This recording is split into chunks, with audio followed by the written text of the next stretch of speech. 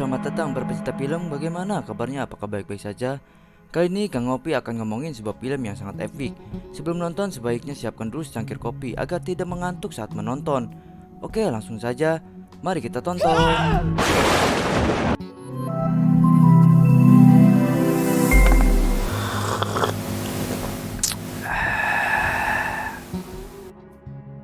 Di awal cerita memperlihatkan pasukan Sparta yang telah gugur oleh pasukan Persia. Tak perlu waktu banyak, si Raja Persia yang bernama Caesar datang menghampiri sang raja dari Sparta yang bernama Leonidas. Tanpa perlu pikir panjang lagi, si Raja Persia langsung memenggal kepala dari Raja Sparta yang terkenal itu untuk menjadikan bukti bahwa pasukan Sparta sudah takluk olehnya. Scene pun dimulai ketika Queen Gorgo di sini bercerita tentang perjuangan suaminya bersama 300 prajurit Sparta lainnya yang telah gugur secara terhormat untuk melindungi kejayaan tanah Yunani. 10 tahun silam diceritakan oleh Ratu Gorgo telah terjadi peperangan besar ketika Raja Darius dari Persia menyerang dan berniat ingin menghancurkan Athena.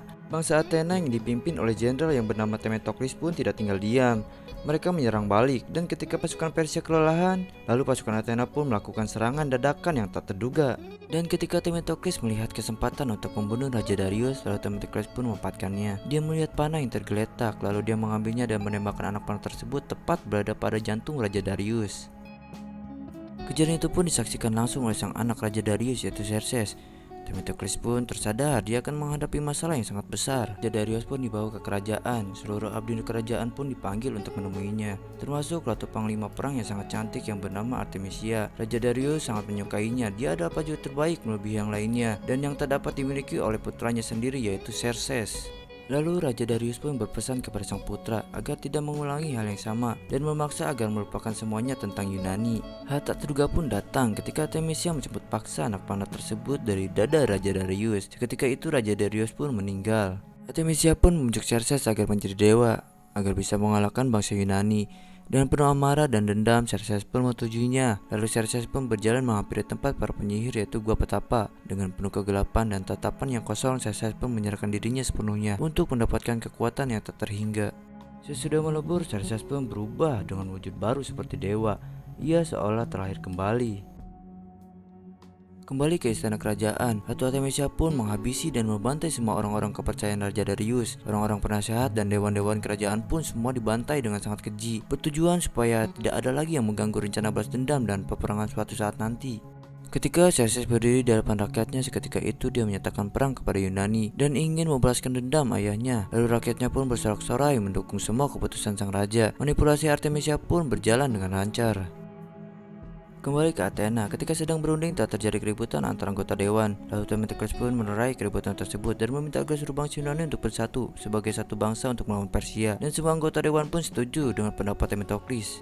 Lalu Themistocles pun berniat pergi ke tempat bangsa Sparta untuk meminta bantuan. Di sisi lain, Xerxes dan Artemisia pun sudah melakukan perencanaan untuk melakukan serangan kepada bangsa Yunani. Sementara Themistocles pun sedang menuju Sparta bersama dengan prajuritnya.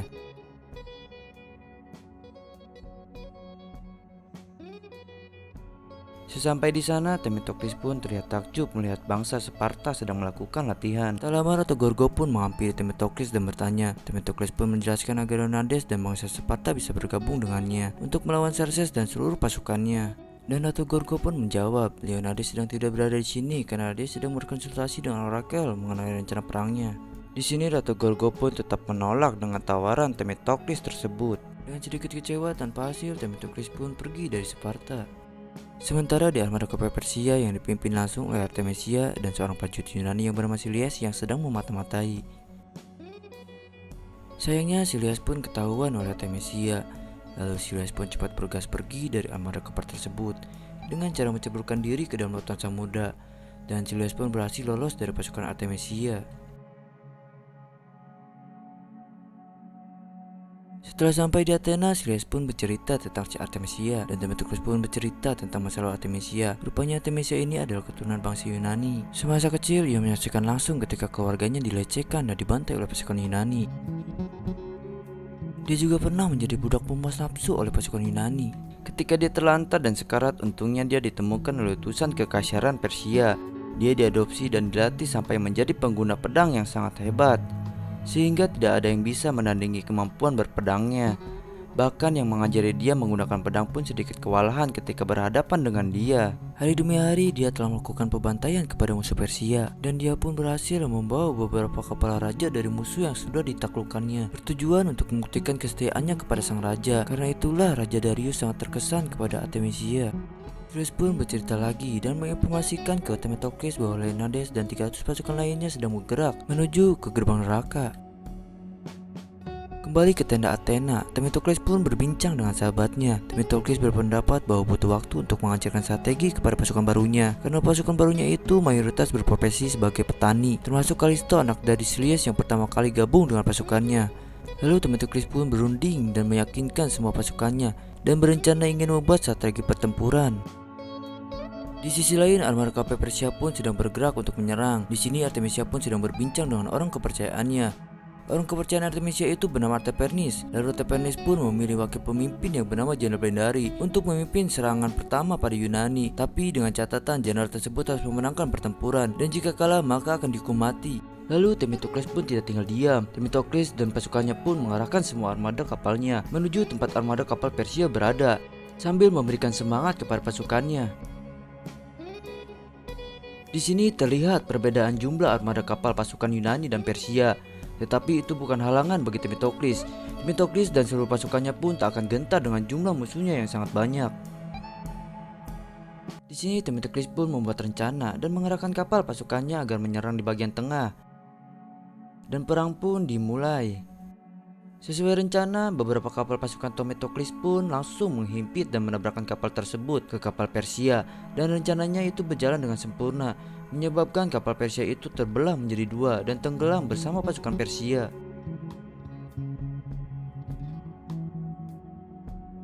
Pertahanan Themistocles dan pasukannya pun berhasil membuat mundur pasukan Persia. Pasukan Yunani pun menang pada peperangan pertama ini.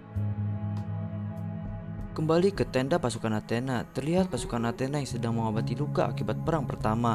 Lalu Themistocles pun berbincang dengan sahabatnya, berharap peperangan besok bisa mengarahkan semua kemampuan penuh pasukannya. Lalu Themistocles pun mengajak pasukannya minum amar terlebih dahulu agar lebih sedikit tenang menghadapi esok. Di sisi lain, Artemisia pun geram dengan kekalahan tersebut. Dia sangat kecewa pada wakilnya dan langsung menyuruh pasukan yang lainnya untuk menghukum wakilnya tersebut dengan cara memasang tangannya lalu dilempar ke dasar laut. Di sini Artemisia pun bertanya tentang siapa komandan kapal Yunani. Lalu Artaphernes pun menjelaskan kepada Artemisia bahwa pasukan Yunani itu dipimpin oleh komandan yang bernama Themistocles, dan dia juga menjelaskan yang membunuh Raja Darius itu adalah Themistocles itu sendiri. Artemisia pun sangat kecewa karena kemenangan sulit diraih olehnya, lalu beranggapan bahwa kapal yang rusak dan budak yang mati tidak ada artinya baginya, karena dia merasa pasukannya itu tak bisa diandalkan. Dia pun membutuhkan wakil yang baru untuk memimpin peperangan yang kedua. Lalu dia memilih orang kepercayaannya yang bernama Jenderal Kasani, dan Jenderal Kasani pun menjanjikan kemenangan kepada Artemisia. Peperangan kedua pun akan dimulai. Terlihat armada kapal pasukan Athena pun sudah bersiap melakukan pertahanan pada serangan Persia. Ketika sedikit lagi berhadapan, Themistocles pun langsung memerintahkan pasukannya untuk mundur terlebih dahulu. Spontan pasukan Persia pun mengejar armada kapal pasukan Athena. Artemisia pun beranggapan bahwa Themistocles sudah memancing pasukannya. Benar saja, Themistocles pun berhasil menggiring armada kapal Persia menuju ke tempat yang sudah disiapkan. Satu persatu dari armada kapal Persia pun menabrak tebing bebatuan dan saling bertabrakan dengan kapal yang lainnya. Tak disangka, Themistocles dan pasukannya pun sudah bersiap menyerang di atas tebing. Dan terjadilah peperangan yang sangat barbar. Dan di sini pun Silius merasa kaget ketika berpapasan dengan putranya yaitu Kalisto yang ikut serta berperang. Terjadilah duet antara ayah dan anak untuk membantai satu persatu dari pasukan Persia. Di sini Themistocles pun melihat Kasani, yaitu jenderal dari armada kapal Persia. Tak perlu waktu lama, Themistocles pun menendang Kasani sampai terpental dan berhasil menebas tangan dan kaki dari Kasani. Lalu ketika Kasani mencoba berdiri, Themistocles pun langsung mengarahkan pedangnya ke ujung kepala dari Kasani. Kembali ke armada kapal Persia, Artemisia pun terlihat kecewa lagi kepada pasukannya. Dan di sini pasukan Themistocles pun beranggapan bahwa pasukan Persia sudah takut dengan pasukannya. Lalu sahabat Themistocles pun melihat perahu yang sedang menuju ke tempatnya. Sahabatnya itu langsung memanggil Themistocles.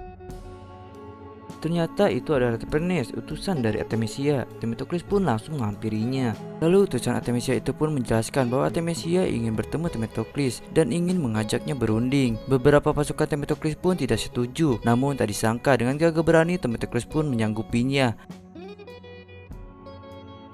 Sesampai di kapal Artemisia berada, Themistocles pun langsung disambut oleh Artemisia yang berpakaian seksi ini. Lalu Themistocles pun disuruh mengikutinya. Di sini Artemisia pun sedikit bercerita tentang Themistocles lewat informasi dari anak buahnya. Lalu Artemisia pun membujuk dan merayu Themistocles untuk bergabung dengannya. Di sini Themistocles pun enggan menerima tawaran tersebut. Tetapi Artemisia pun tidak menyerah. Ia pun terus merayu dan akan menjanjikan kebahagiaan yang sesungguhnya. Lalu Artemisia pun mencoba menawarkan serabi lempitnya agar Themistocles menyetujui-nya. Di sini Themistocles pun sedikit menolak, tetapi mungkin mau bagaimana lagi karena sudah kagok. Dia juga sudah lama tak merasakan bercinta lagi karena sibuk berperang. Dia langsung menyambar Artemisia dan terjadilah percocokan tanam. Kejadian itu pun membuat pasukan yang berada di luar pun kebingungan. Percocokan tanam pun semakin sengit. Artemisia pun menanyakan kembali kepada Themistocles. Namun tak disangka, Themistocles pun tetap saja menolak tawaran tersebut. Serentak membuat Artemisia murka sehingga menyudahi percocokan tanam tersebut dan langsung mengarahkan pedang tersebut ke leher Themistocles. Lalu Artemisia pun mengusir Themistocles dan menyuruh para penjaganya untuk membawanya keluar. Lalu Themistocles pun kembali dengan selamat. Beberapa pasukan bertanya kepada Themistocles. Lalu Themistocles pun menjawab bahwa Artemisia dan pasukannya akan menyerang dengan sepenuh tenaga. Terlihat pasukan Artemisia pun sudah bersiap akan memulai peperangan. Beberapa kapal dari pasukan Themistocles pun sudah diserang. Di sini terlihat kapal dari pasukan Artemisia pun mengucurkan cairan yang mudah terbakar seperti oli. Artemisia pun juga mengerahkan pasukan pribadinya untuk menyelinap ke dalam air. Lalu Themistocles pun curiga dengan cairan yang dipancarkan tadi. Seketika itu Themistocles pun langsung bergegas mengerahkan seluruh pasukannya untuk mundur. Tak disangka pasukan pribadi Artemisia pun berhasil mendekati kapal Themistocles berada. Themistocles pun tidak tinggal diam. Dia menyuruh pasukan pemanahnya untuk memanah musuh yang sedang berada di dalam air. Namun tak disangka, ketika semua terlihat sibuk, Artemisia pun memanfaatkannya. Lalu dia merebut panah dari pasukannya dan langsung menembakkannya, yang seketika itu mengenai Silies. Terlihat Artemisia pun berhasil menancapkan beberapa anak panah ke tubuh Silies, yang langsung membuat Silies terkapar. Lalu pasukan Artemisia yang lain pun mulai menembakkan bola api yang mengarah ke dalam air. Sontak terjadilah kobaran api dan ledakan yang sangat dahsyat yang mengenai beberapa kapal pasukan Themistocles. Di sini terlihat Themistocles dan pasukannya pun sedikit kewalahan. Lalu Themistocles pun memerintahkan pasukannya untuk meninggalkan kapal.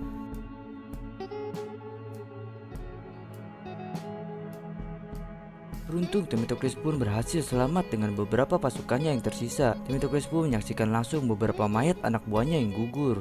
Di sini Themistocles pun merasa terpukul ketika melihat sahabatnya yaitu Silies sedang sekarat.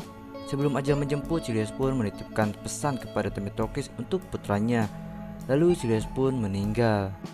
Kembali ke gerbang neraka, ketika Raja Xerxes pun berhasil mengalahkan pasukan Sparta, lalu datanglah Ephialtes. Raja Xerxes pun langsung memerintahkan Ephialtes untuk membawa pedang milik Leonidas ke Athena untuk membuktikan bahwa ia akan mendatangi mereka. Lalu Ephialtes pun berhasil sampai ke Athena. Di sini terlihat Themistocles sedang menginterogasi Ephialtes. Themistocles pun tahu bahwa yang menyebabkan kekalahan Sparta adalah Ephialtes. Di sini Themistocles pun memerintahkan Ephialtes untuk menyampaikan pesan kepada Raja Xerxes bahwa Themistocles akan mengerahkan seluruh kapal pasukannya yang tersisa ke Teluk Salamis. Themistocles pun berniat ingin menyelesaikan pertempuran ini. Themistocles pun tiba di Sparta lalu menghampiri Ratu Gorgo yang sedang berduka atas gugurnya Leonidas dan 300 pasukan lainnya. Di sini Themistocles pun meminta Ratu Gorgo untuk memberikan dukungan. Di sini Ratu Gorgo tetap menolaknya. Ratu Gorgo pun beranggapan bahwa Sparta tidak akan memberikan dukungan apapun. Lalu Themistocles pun memberikan pedang milik suaminya yaitu Leonidas, dan Themistocles pun meminta agar Ratu Gorgo membalaskan dendamnya.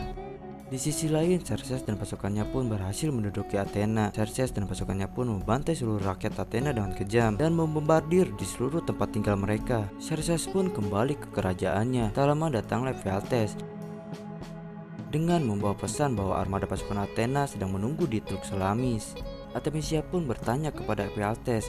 Ephialtes pun menjawab. Sontak membuat Artemisia tidak percaya mendengar itu. Artemisia beranggapan bahwa Themistocles telah wafat oleh ledakan kemarin. Seketika itu Artemisia pun sangat marah dan mempersiapkan pasukannya untuk menyerang lagi. Xerxes pun berpendapat lain. Artemisia pun enggan mendengarkannya. Dia pun tetap akan langsung menyerang. Xerxes pun marah besar karena Artemisia tidak mendengar perkataannya. Artemisia pun enggan mendengarkannya. Dia pun tetap akan langsung menyerang pada saat itu juga. Kembali ke Themistocles, terlihat Themistocles menyaksikan langsung dari kejauhan wilayah Athena yang telah hancur oleh pasukan Persia, dan dia berdoa agar pasukan Sparta membantu mereka pada pertempuran kali ini. Beberapa pasukannya pun menyalahkan Themistocles dan berniat ingin melakukan perundingan dengan Persia. Namun Themistocles pun meyakinkan seluruh pasukannya dan menawarkan pasukannya untuk meninggalkannya jika pasukannya berniat ingin meninggalkannya. Themistocles pun beranggapan bahwa dia lebih memilih mati dalam perjuangan daripada hidup dalam perbudakan Persia. Pertempuran pun akan dimulai. Di sini Themistocles pun menyampaikan pesan sahabatnya yaitu Silias kepada putranya. Kembali ke armada kapal Persia, terlihat Artemisia beranggapan bahwa ia ingin mengakhiri ini semua. Xerxes pun menyaksikan dari tebing. Di sini terlihat armada kapal Athena cuma beberapa kapal dibandingkan dengan armada kapal Persia. Pasukan keduanya pun sudah bersiap dan perang pun dimulai. Terlihat kali ini Artemisia pun ikut serta dalam peperangan tersebut dan membantai satu persatu pasukan Themistocles dengan sangat keji. Lalu Themistocles pun menaiki kudanya dan langsung membantai pasukan Artemisia. Di sini Themistocles pun melihat Artemisia dan langsung mengarahkan kudanya ke tempat Artemisia berada. Lalu Themistocles pun terjatuh dan langsung diserang oleh pasukan Artemisia. Dan keduanya pun saling berhadapan dan melakukan duel yang sangat sengit. Lalu keduanya pun saling terpojok. Themistocles menjelaskan bahwa ia tidak akan menyerah dan lebih baik mati sebagai orang merdeka daripada hidup sebagai budak. Tak lama datanglah armada kapal bala bantuan dari seluruh pasukan Yunani termasuk Sparta. Terlihat Ratu Gorgo dan pasukannya pun sudah bersiap akan peperangan tersebut. Xerxes pun melihat dari atas tebing. Apa yang Xerxes lakukan? Saya tidak tahu, karena di akhir film ini Xerxes pun tidak ikut serta dalam berperang. Mungkin ada kelanjutan lagi dari film ini yang akan menampilkan Xerxes. Oke, lanjut. Artemisia pun semakin terpojok. Themistocles pun meminta agar Artemisia pun menyerah. Artemisia pun enggan mendengarkan omongannya, malah mencoba menyerang kembali Themistocles. Akhirnya Artemisia pun tertancap pedang dari Themistocles yang langsung membuat Artemisia sekarat. Dan terlihat pasukan Yunani lainnya pun semakin mendekat dan mulai membantu Themistocles dan pasukannya. Dan peperangan yang sesungguhnya pun dimulai ketika seluruh pasukan Yunani bersatu untuk melawan pasukan Persia. Film pun berakhir. Mungkin ada kisah selanjutnya, kita tunggu saja.